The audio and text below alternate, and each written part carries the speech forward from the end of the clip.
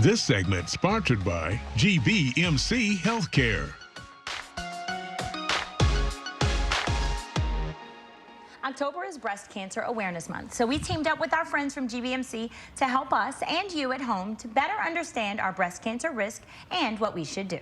Here to offer her professional advice is Surgeon and Associate Director of the Sandra and Malcolm Berman Breast Care Center at GBMC, Dr. Sara Fogarty. Welcome, Dr. Sara Fogarty. Thank you. Thank you so much for having me. Thank you for being here. Yeah, sure. All right, so we see the pink everywhere, right? And so we talk breast cancer, but kind of remind us what the breast cancer screening guidelines are. Sure. They can be complicated. The guidelines right now, based on recommendations by the American College of Surgeons and the American Society of Breast Surgeons, is to start screening mammograms at age 40 every year. There's a lot of controversy over this, and it's a big discussion, but there used to be different guidelines. In 2009, the United States Preventative Task Force came up with guidelines saying maybe at age 50 every other year should be the recommendation. In 2016, those changed again, age 45 every other year, then at age 55 every year. So there's a lot of different recommendations out there. It can be very confusing for patients and for primary care doctors and gynecologists who are ordering these imaging studies. Right now, in our most recent meeting in May of this year, the recommendation came out at 40 every year. So it's a lot for patients and doctors to wade through, but patients that have maybe higher risk or reasons to get more screening, that's something that we definitely specialize at the Breast Care Center at GBMC, just going over these guidelines and who should be getting what imaging when. So you're saying reasons to get more screening. Would that be like somebody who has had breast cancer in your family before? Should you start to get more screenings at a younger age? Yes, potentially. It depends on a lot of factors. So patients that have family history of breast cancer, in which relatives, at what age, other factors such as any biopsies that have ever been done that were abnormal. We take into account patients' gynecologic histories, when they got their period, how many children they've had, are they taking hormone replacement therapy or have they ever?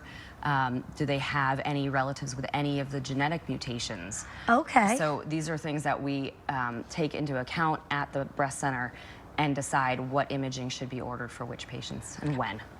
So talk to us about the genetic testing, right? Because I know we hear about all of the different genes. How do you know if you should be tested genetically? Sure, and it's complicated too, but we, patients that have a family history of breast cancer, we see a lot of women that said, my mother was diagnosed at, let's say, 50 years old. What should I be doing differently, if anything? There's a lot of different computer-based risk models that we use to understand patients' risk. Patients with family members with multiple breast or ovarian cancers or other cancers such as pancreatic, melanoma, prostate, colon cancer. If you have family history on either side, your mom's side or your dad's side of these cancers, then genetic testing may be something that's indicated for you.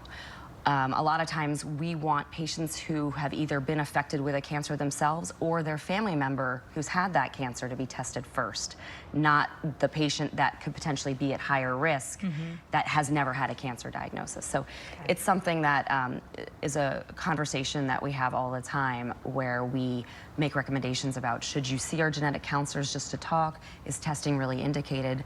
We always send our patients to be seen in our genetic center to discuss this, because it's very complicated, and it's something that we don't typically send just genetic testing saying, oh, I'm just going to send off a gene panel and see what shows up. That's not really appropriate. So say you do test positive for the breast cancer gene in your or in yourself, will you definitely get breast cancer? No, absolutely not. So your risk is higher, but it absolutely does not mean you will get breast cancer. And there's many genes now that we know about, not just the breast cancer gene, the BRCA genes that most people have heard of. There's a lot of different genes, and each gene has different risks associated with it, different recommendations for screening, different recommendations about surgery if that's needed, which usually it's not. So it does not mean that you will get breast cancer, not by any means.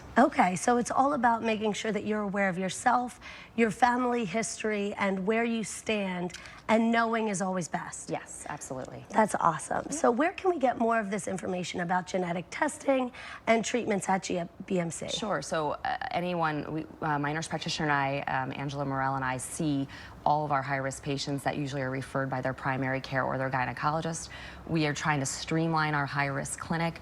We have a new website that's on our, a link on our website that patients can fill out their own risk assessment form, which we take, complete a computer model, and then decide if patients are high risk or not and need to be seen. So that's something that we're starting up, and we see patients all the time now that are high risk or have family histories. So it's something that's very appropriate for a consultation with us. Thank you so much Sure. for coming in. We're so excited to have you to spread the awareness and make sure everybody knows where they stand. Thank you so much. Thank you so much. Thanks.